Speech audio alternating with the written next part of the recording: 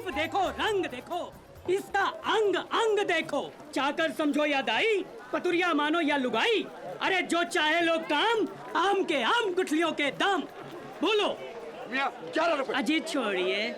15 रुपया। Slavery was abolished in Britain. Why does the company allow it here? Emily हैरान थी।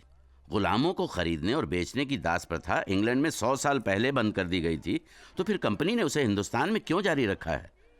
Gordon ने बताया कि कंपनी खुद इन लड़कियों को खरीदकर कोठों पर बिठाती है, गोरे सिपाहियों की तफरीह के लिए। इस तरह फौज में बीमारी भी नहीं फैलती। कोरा माल है कोरा, यकीन नहीं तो मैं अभी पर्दा उठा के दिखाता हूँ। साली कमीनी, चल बोल बोल बोल, अब बोल। जंगली घोड़ी है, एकदम तेज, लेकिन मुंह में लगाम पड़ते ही काबू में आ जाएगी। हट। हाँ जी, आप लोग बोलो बोलो बोलो बोलो बोलो। I think I've seen enough. और कोई है? हाँ 70 रुपया। 70 रुपया। 80 rupees. 80 है कोई माई का लाल है? अरे जल्दी बोलो, नहीं तो ये माल सिर्फ गोरों का हो जाएगा और सब के सब ताकते रह जाओगे। बोलो। वाह, क्या आंखें हैं। हाय, इनमें तो पूरी कंपनी सरकार डूब जाए। नाम क्या है तेरा? चल खड़ी हो, खड़ी हो, जरा कद काठी दिखा। उधर घूम।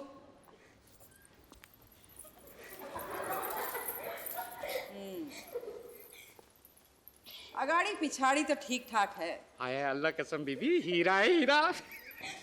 ठीक है, तो आज से इसका नाम हीरा हुआ, लेकिन अभी तराशने की जरूरत है। एक बात समझ ले लड़की, मेरा नाम भी लोल बीबी है। इस 4 दीवारी में मेरा हुक्म चलता है। तेरे जैसे कई हीरे जवाहरात मेरी जूतियों में जड़े रहते हैं, समझी? और एक बात जान ले, यहाँ पर सिर्फ गोरों को आने की इजाजत है, तफरी के लिए। बहुत रियाज करना पड़ेगा, बहुत मेहनत करनी पड़ेगी।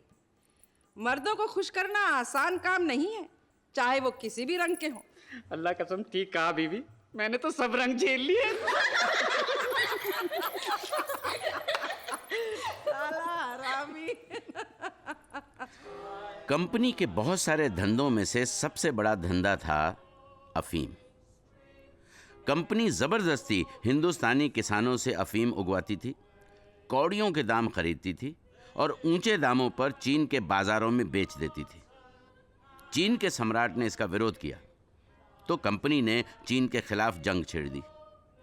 लड़ने और मरने के लिए हिंदुस्तानी सिपाही तो थे ही, और कंपनी इसे कहती थी व्यापार। Captain Gordon, you were meant to be singing too. I'm afraid I'm unfamiliar with the song. Don't know it. What are you, some kind of a pagan? Didn't they thrash it into you at school? No, sir. Well, they should have. Which school did you attend? Let me guess. It wasn't Marlborough or Rugby. No, sir. My family are Catholics from Glasgow. I was educated in St. Aloysius in our parish. Papists? Yeah, come to think of it, damn it. Haven't seen you at church. Must have imagined you with your famous Nautch-gals.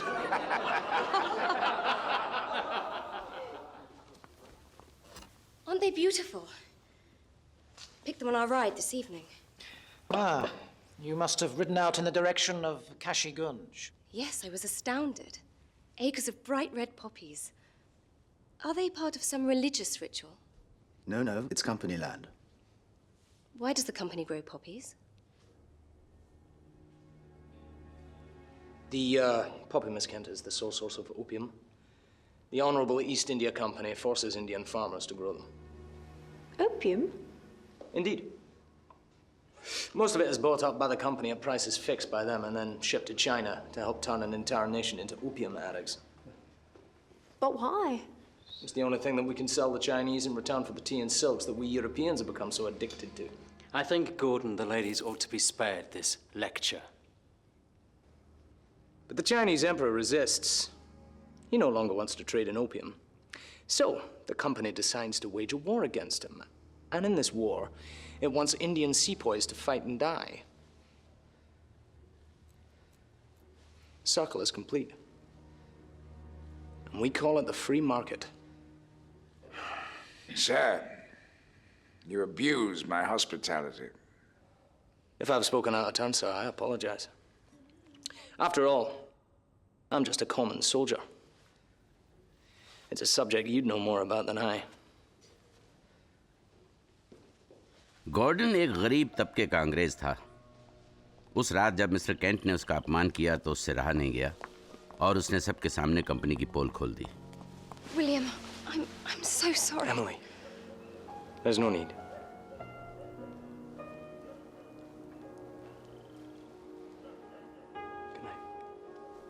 Gordon Emily को पसंद करता था, लेकिन उस रात उसे एहसास हुआ कि ये बड़े लोगों की दुनिया उसके लिए नहीं है। जब सौदागर हो राजा तो प्रजा का बजे बाजा। बाजा तो कंपनी का अब बजाएंगे नाना साहेब। क्या बात करते हैं चौधरी साहब? कैसे? अजीम उल्ला विलायत से रानी विक्टोरिया का खत लेके आए हैं। उसमें साफ साफ लिखा है कि नाना साहब सही है और कंपनी गलत। हमा छोड़िए, नाना साहेब के पास तो सिर्फ खत है और कंपनी के पास बंदूक। लेकिन जनाब, बंदूक बड़ी बेवफा माशूका होती है, कब किधर मुंह मोड़ ले कोई भरोसा नहीं।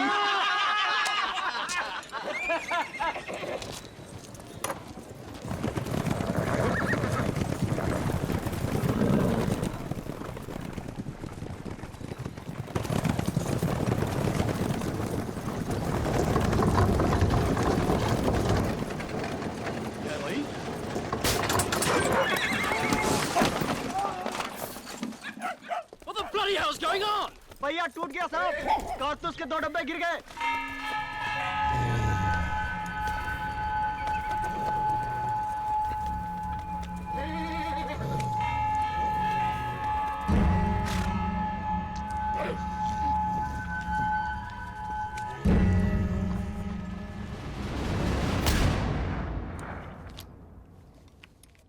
नई एनफील्ड राइफल दुनिया की सबसे अच्छी राइफल है। एनफील्ड और तुम्हारी पुरानी ब्राउन बेस मस्केट में ज्यादा फर्क नहीं, बल्कि यह हल्की है और 1000 गज तक निशाना लगाती है। पुरानी बंदूक से 5 गुना ज्यादा। और यह है कारतूस, इसमें बारूद भी है और गोली भी। Billy कारतूस को दांत से काटो।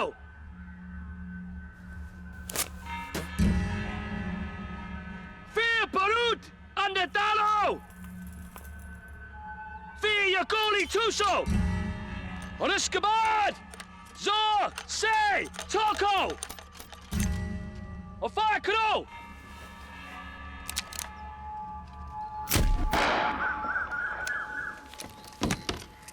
चलो तुम ट्राई करो, तुम और तुम।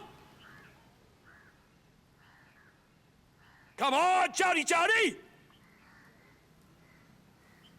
Come on, आगे आओ, ये काटेगा नहीं। Subra, yes sir. क्या बात है? कारतूस में चर्बी है सर, हम इसे मुंह में नहीं डाल सकते। फिर किस हाथ डालोगे? चलो शुरू करो।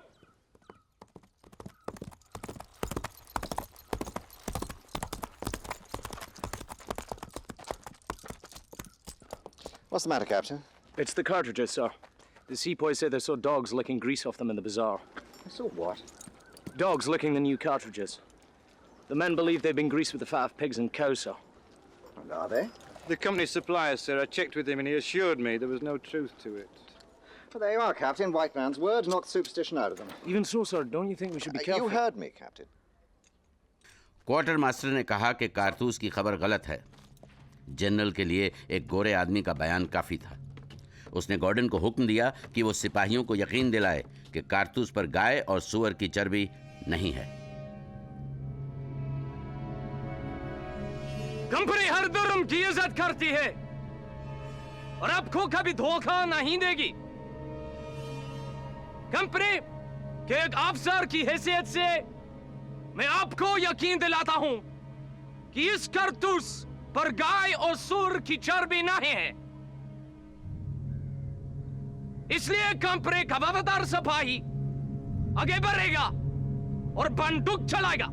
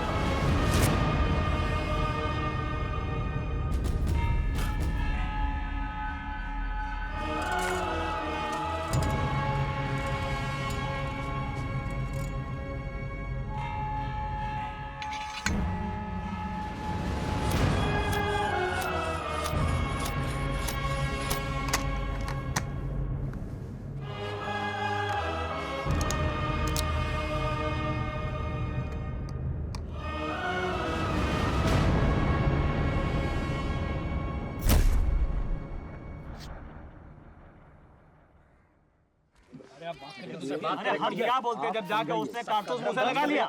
कितने बार बात करें तो लगता सुन लेगा। बात नहीं करें भैया।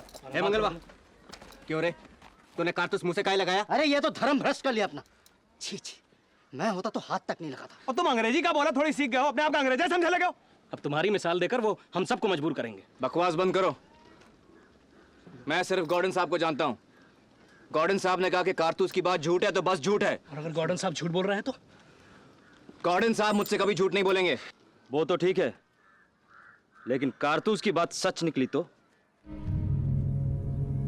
कंपनी को जलाकर राख कर दूंगा। बड़ा ये देखो, तेवर तो देखो इनके।